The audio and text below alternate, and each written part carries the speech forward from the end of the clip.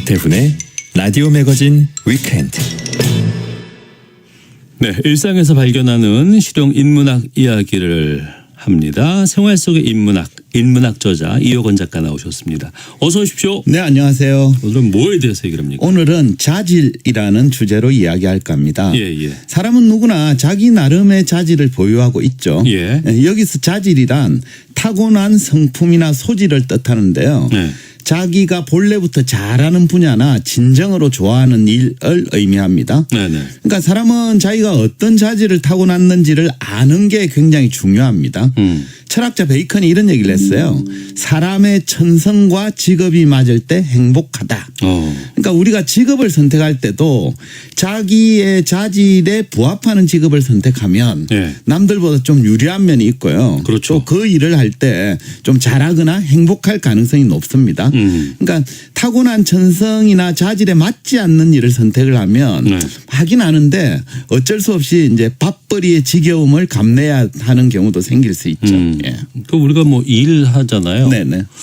그때 물론 이제 생활을 위해서 네. 생계를 위해서 이제 일을 하긴 하지만 네.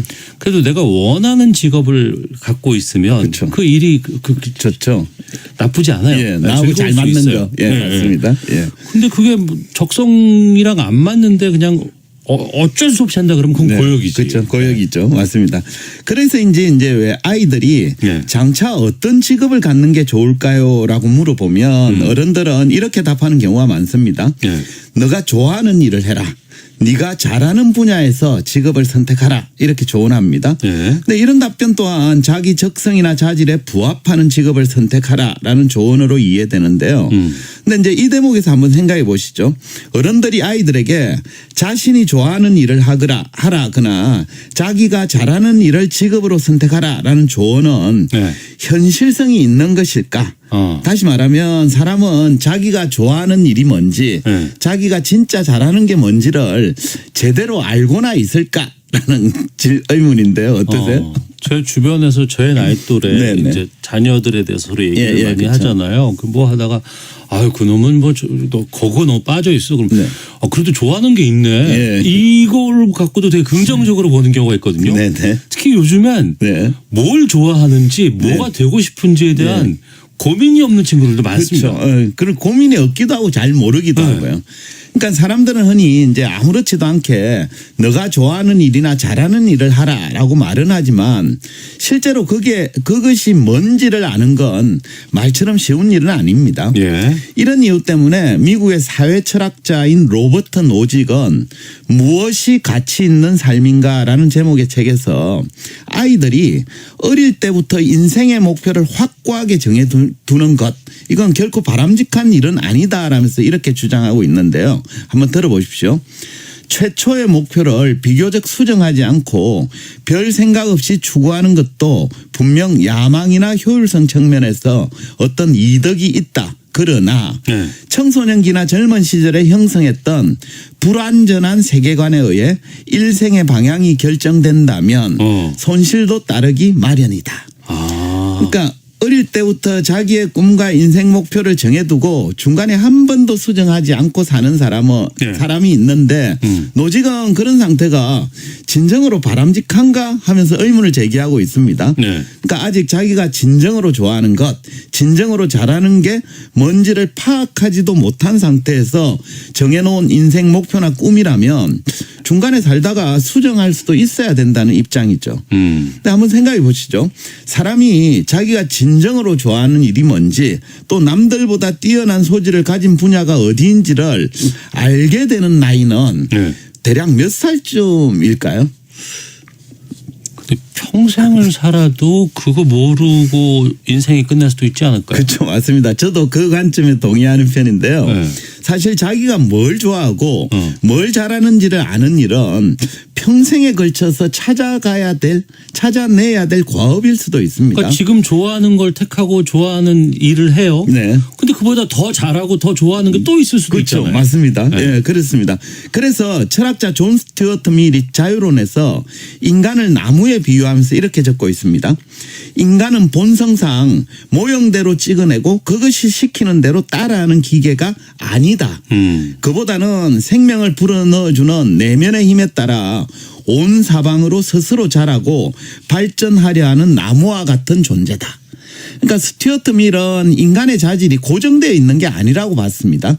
마치 나무가 끊임없이 뻗어나가며 자라듯이 우리 인간의 자질이나 능력도 끊임없이 자라고 발전한다라고 보는 편이죠. 예. 그렇기 때문에 현재 상태에서 내가 진정으로 잘하는 것, 진정으로 좋아하는 걸 발견하는 건 어쩌면 별로 의미가 없는 것일 수도 있습니다. 왜냐하면 오늘 내가 잘한다라고 생각한 것, 또 내가 좋아한다고 생각한 게 내일이면 달라질 수도 있거든요. 저만 해도 고교 시절이나 대학 다닐 때는 네. 제가 수학을 좋아하고 또 그게 적성이 맞는 줄 알았어요. 네. 그리고 문학이나 철학 등 인문학 과목과는 적성이 맞지 않다라고 생각했거든요. 아, 예. 그래서 실제 저 대학을 공대로 진학을 했습니다. 근데 지금은 지금 예전과 달리 인문학에 더 관심이 있고 그러다 보니까 원래 제 적성이 인문학 쪽과 더 맞는 건 아니었나 이런 생각이 들기도 합니다. 살다 보면은 내가 잘하는 분야에 대한 네. 관심사가 바뀌는 사람들이 있어요. 그렇죠. 맞습니다. 네, 네. 스튜어트 밀의 주장처럼 우리의 관심사나 자질은 고정된 것이 아니라 수시로 변한다라고 볼 수 있습니다. 예. 소설가인 헤르만 헤세도 신학단상이란 책에서 스튜어트 밀과 비슷한 입장을 밝혔는데요. 그는 책에서 이렇게 적고 있습니다. 우리는 덧없고 우리는 형성 도중이며 우리는 가능성이다. 우리는 완벽하거나 완성된 존재가 아니다. 그러나 우리가 잠재 상태에서 행동으로 가능성에서 실현으로 나아갈 때 우리는 참 존재에 속하게 된다. 그러니까 사실 우리는 살면서 한 번도 완성된 형태의 자기를 경험하지 못합니다. 그러니까 헤르만 헤세의 주장처럼 인간은 언제나 형성 도중이고 가능성으로만 존재하기 때문입니다.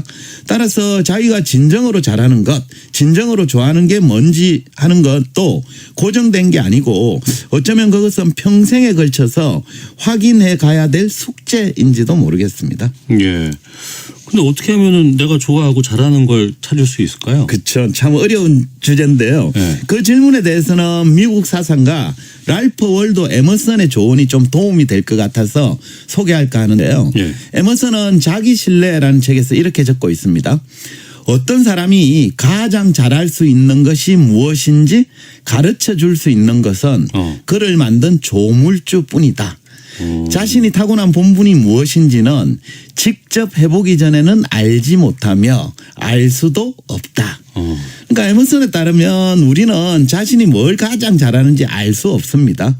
그걸 알 수 있는 건 나를 만든 조물주밖에 없는 거죠.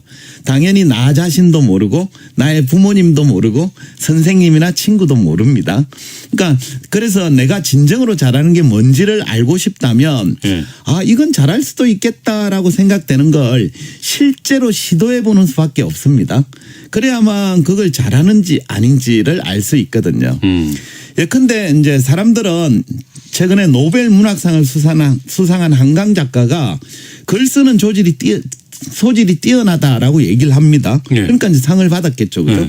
근데 어쩌면 우리도 비슷한 자질을 가졌을 수도 있습니다. 다만 차이가 있다면 한강 작가는 그 사실을 30년 이상 직접 글을 쓰면서 확인하고 검증하는 과정을 거쳤지만 저를 포함해서 나머지 대부분 사람들은 그러한 확인 과정을 거치지 않았다는 점이 다를 뿐이죠. 어쩌면 우리 중에도 한강 작가처럼 수십 년을 꾸준히 글을 썼다면 아 나에게도 작가로서 탁월한 자질이 있구나라는 걸 발견하는 사람이 나올 수도 있습니다. 사실 직접 해보지 않았으면 내가 그걸 좋아하는지 잘하는지 그걸 모르잖아요. 그렇죠. 맞습니다. 일본 소설가 무라카미 하루키도 비슷한 얘기를 한 적이 있는데요. 하루키에게 이제 어떤 독자가 자신에게 문학적 재능이 있는지 없는지를 어떻게 알 수 있을까요? 라고 물었습니다. 그러자 하루키가 이렇게 얘기합니다. 그런 자격이 있는지 없는지 그걸 분간하려면 어떻게 해야 하는가? 대답은 단 한 가지다. 실제로 물에 뛰어들어 과연 떠오르는지 가라앉는지 지켜보는 수밖에 없습니다. 그죠? 결국 우리가 어떤 분야에서 자질이나 소질을 가졌는지는 시도해보지 않고는 알 수가 없다라는 뜻입니다. 네. 스토아 철학자 세네카도 비슷한 얘기를 했는데요. 그는 인생론에서 이렇게 얘기하고 있습니다. 자신을 알기 위해서는 실험이 필요하고 시도해보지 않고서는 아무도 자기가 무엇을 알 수 있을지 모르고 그러니까 자기의 타고난 자질을 알기 위해서는 일단 먼저 시도하는 것이 중요하다라는 뜻입니다. 그 대부분 다 그냥 일단 한번 해봐라. 그렇죠. 이런 조언이네요. 예, 맞습니다. 네. 근데 이제 한편으로 생각해 보면 우리가 타고난 자질을 알려고 하는 것 네. 이게 무슨 의미가 있는가라는 생각이 들기도 해요. 네. 이런 관점은 제가 실존주의 철학에서 갖고 온 건데요. 실존주의 철학에서는 사람에게는 타고난 자질이나 본성 같은 건 존재하지 않는다라고 봅니다. 그래서 프랑스 철학자 사르트르는 실존주의가 무엇인지를 아주 짧은 문장으로 정의하고 있는데요. 이렇게 얘기해요. 실존이 본질을 앞선다. 여기서 실존이란 자기가 실제로 무엇인가를 행하고 있는 상태를 의미합니다. 반면에 본질이란 타고난 자질이나 재능을 뜻하죠. 네. 결국 실존이 본질을 앞선다라는 사르트르의 말은 타고난 자질보다는 그 사람이 실제로 뭘 하고 있는지가 중요하다라는 뜻입니다. 예컨대 한강 작가가 문학적 자질을 타고났기 때문에 좋은 작품을 쓴 게 아니라 반대로 좋은 작품을 썼기 때문에 문학적 자질이 뛰어나다라고 평가를 받는 거거든요. 따라서 우리도 실제 뭔가를 잘하고 있다면 그것에 대한 자질을 갖추고 있다라고 보면 됩니다. 그러니까 자질, 네. 기질이 뛰어나야 네. 그거를 잘할 수 있다. 네. 이게 아니라 네. 그거 잘하는 사람이기 때문에 그냥 그게 그렇죠. 자질이 뛰어난 거다. 그렇죠. 맞습니다. 그게 이제 실존이 본질을 앞선다라는 의미죠. 이런 의미에서 보자면 자질은 발견하는 것이 아니라 만들어가는 것일 수도 있습니다. 그러니까 내가 어떤 분야에 아무런 자질을 타고나지 못했다 하더라도 노력 끝에 잘하는 경지에 오르면 사람들은 나를 보고 저 사람은 자질을 타고났어라고 평가할 수 있습니다. 네. 결국 자질은 타고나는 것도 아니고 고정된 것도 아니죠. 그래서 자신이 진정으로 좋아하고 잘하는 일이 무엇인지는 평생에 걸쳐서 발견하고 만들고 가꾸어 가야 될 그 무엇입니다. 그래서 자질은 타고나는 것이 아니라 사후적으로 개발되는 것에 가깝죠. 따라서 나는 어떤 자질을 타고났을까를 묻기보다는 나는 지금 어떤 자질을 가꾸고 만들어 나가고 있는가라는 걸 좀 스스로에게 물어봐야 하지 않을까 싶습니다. 그래서 각자 스스로에게 한번 물어봤으면 좋겠습니다. 알겠습니다. 생활 속의 인문학 이효건 작가였습니다. 고맙습니다. 네, 감사합니다. 예. 라디오 명주 위크엔드 마치겠습니다. 오태훈이었습니다. 고맙습니다.